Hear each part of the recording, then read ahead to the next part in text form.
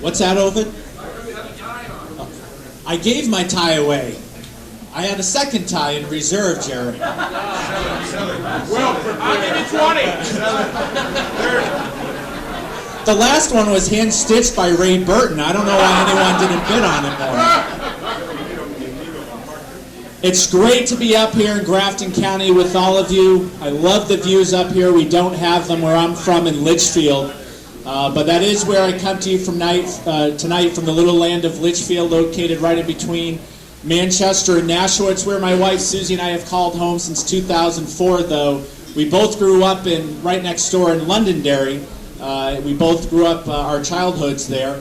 We have 3 kids, Colby, who's age 7, Lindsay, who's 6, and Tommy Tornado, who's 3. For anyone that's had a 3-year-old, you know why we call him that. And you'll appreciate this. Before I had officially announced that I was running for governor, we were all riding in the car together one day, and I apologize to those of you who have already heard this. But we were all riding in the car, and I said to them, I said, so guys, Dad's thinking about running for governor. What do you think about that? And immediately, my daughter Lindsay, who was 5 at the time, says, well, I don't think so, Dad. And I was a little taken aback by this, and I said, well, how come, Lindsay? And she said, because, Dad, I've seen you run, and I'm pretty sure there's others who run faster than you. So now I'm officially walking for governor when I'm around them. I don't know if you've noticed this or not. Oh, and by the way, I just want to say hello to Senator Ayotte and Kelly. It is great to have you here in Grafton County tonight. And even though it's always good to have you home in New Hampshire, I want to tell you that I think you're doing a hell of a job in Washington for all of us.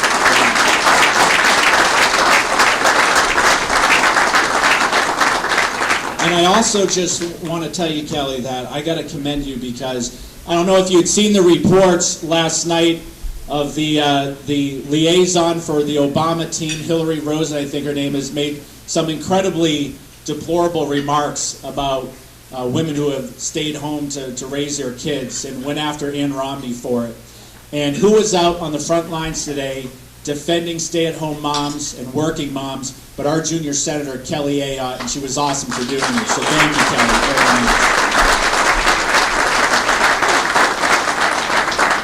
You know, I got to tell you, change, real change, is coming very soon. It's coming to 1600 Pennsylvania Avenue this November when we elect a man named Mitt Romney to be our next president of the United States of America. And change is also coming to 25 Main Street in Concord when we finally put a Republican back in the corner office in Concord. And if you're like me, you've gotten a little tired of the lack of leadership that we've seen over the last 8 years. 8 years, no voter ID bill. 8 years, no fixing of the education funding crisis. 8 years, no right to work. 8 years, a $1 billion deficit. But if you think John Lynch's record as governor has been abysmal, you haven't seen nothing until you see the other 2 on the Democratic side, Maggie Hassan and Jackie Silly, that are running to be his replacement. These 2 are the ones that proposed the tax on all LLCs in the state. They put the tax on campgrounds. They raised the tax on rooms and meals. They put a tax on lottery winnings. Maggie Hassan even proposed a state takeover of our health care system. And these were the policies that, as Governor Sununu said all the time last year, they were ruining the state of New Hampshire. But we did something about them in 2010. And I can tell you that there isn't anyone that knows these records better than I do, because I fought Maggie Hassan and Jackie Silly tooth and nail for 2 years when they were in the state Senate. And you have my word and my guarantee, if I am your nominee, I will not cede any ground to either of these 2. And I will make sure I take every moment I can to remind the public just about how bad their failed policies were. But I want to talk to you very briefly about why it is that I'm running for governor. I think it's vitally important that our next governor have a long-term vision and a specific plan for how we are going to make New Hampshire the most economically competitive state in the country over the next 10 years, by the year 2020. And that's why I've been putting out my plan, New Hampshire's Future is Now, which looks at all different components of our economy and how we can improve them.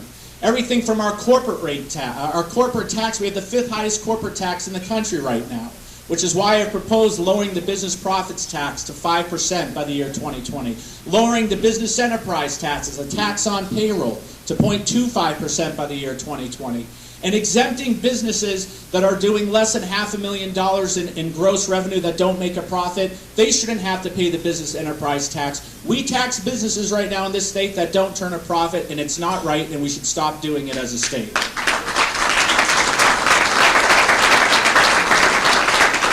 We also got to end the onerous regulations on small business. We're taxing small businesses to death in this state.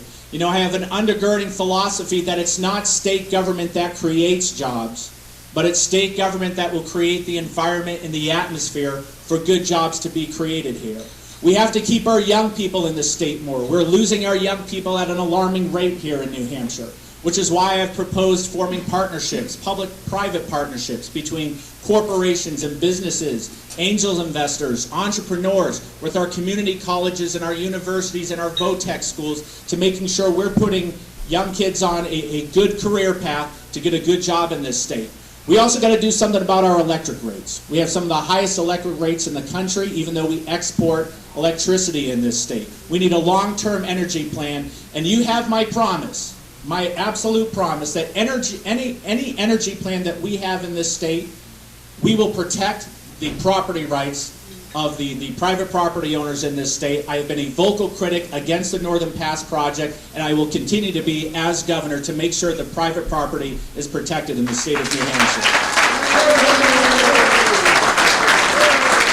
Now, Bruce has given me the hook, so I'm going to stop very short here. But I'll tell you that if you want to find out more about my plan, New Hampshire's future is now, go on my website, kevinsmithforgovernor.com. And you can see my ideas I've come up with, and you can learn about my experience and why I feel I'm uniquely qualified to lead the state of New Hampshire over the next decade. From my time of serving in the legislature, serving in the executive branch under Governor Benson, who I'm proud to have his endorsement for my candidacy, to running a state agency and knowing where the good, bad, and ugly is of state government. The governor's office is a 2-year term. There's not a lot of time for on-the-job training, so you better know what your plan is when you go in there and how you're going to execute it. Again, thank you for your time tonight. God bless you all, and we'll see you on the trail. Thank you. For New Hampshire Governor, Ovide Lamontagne. So, Ovide, would you come up and speak?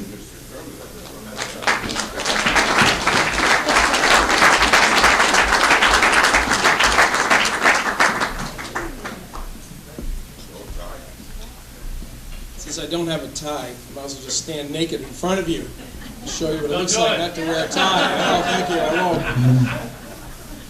What a great turnout. Here we are mid-April, and you can't get a crowd like this in southern New Hampshire most of the time for Republican turnout. Congratulations, Bruce, and your committee for a great turnout here in Grafton County. You should be proud of the energy you have here, and this energy hopefully will continue on throughout the state. There isn't a person in this room that doesn't understand that we are a nation in crisis. I spent a little bit of time in 2010 with Kelly Ayotte. We had a road show, if you may remember. And we were sounding the alarm across the state. And I'm proud to stand here before you and call Kelly Ayotte my United States Senator. Thank you, Kelly, for your great service.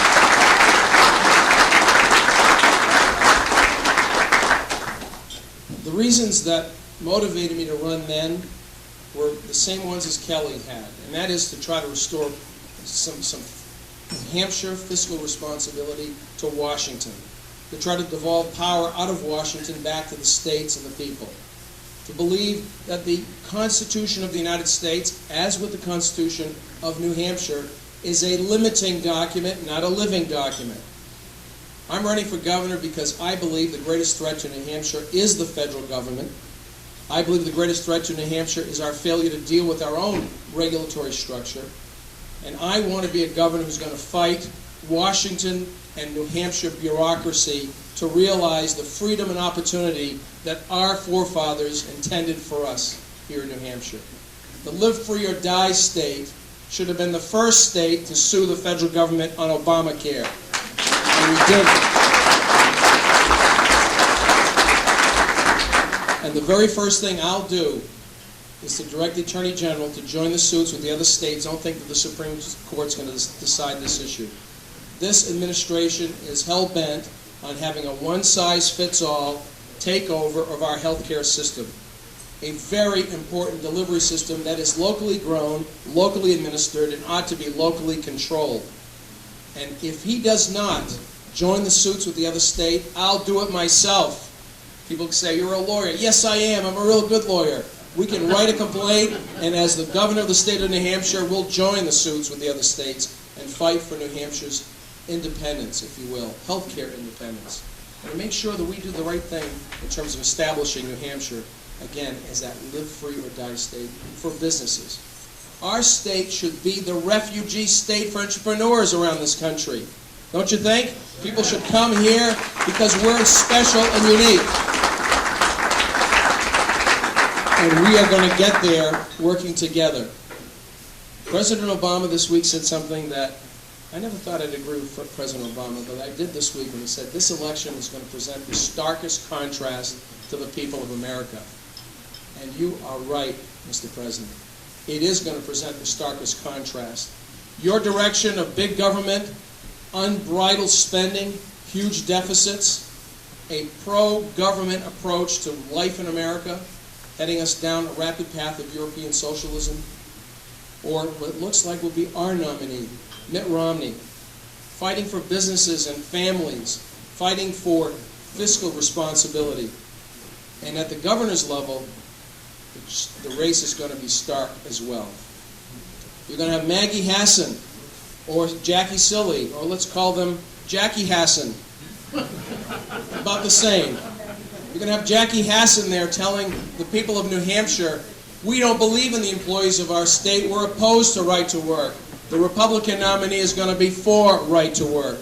You're going to have Maggie Hassan or Jackie Silly, or Maggie Silly, arguing that we need more government control over health care. And you're going to have a Republican nominee who presents a very different point of view when it comes to health care, education, and we need to restore power and authority in the people in the state. I'm a fourth-generation Hampshire native, the son of New Hampshire farmers, mill workers, and dentists. I have a granite in my backbone. Some people say I have a granite in my head. If I am a fierce competitor.